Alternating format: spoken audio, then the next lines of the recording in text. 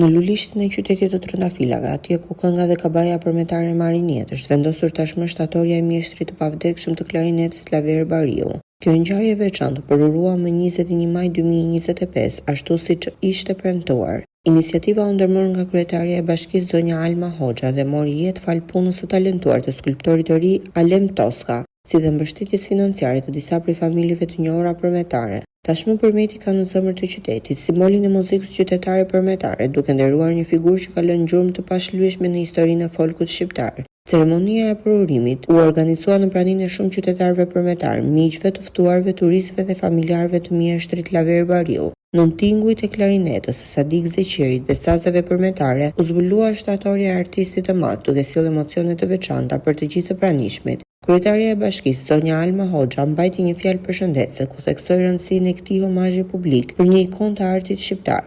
Autori i veprës, skulptori Alem Toska, ishte gjithashtu i pranishëm në ceremoninë zyrtare, ku së bashku zbuluan shtatoren e realizuar në bronz. Kjo ceremoni e kuruar me kujdes nga Bashkia e Përmetit mbetet një akt i respektit dhe mirënjohjes për artistët që me talentin e tyre kanë të i kaluar kufijt lokal dhe janë shndërruar në figura të rëndësishme të kulturës kombëtare e ndërkombëtare. Shtatorja e Usta Laverit do të qëndrojë përgjithmonë në mes të qytetit si simbol i artit, shpirtit dhe krenarisë përmetare.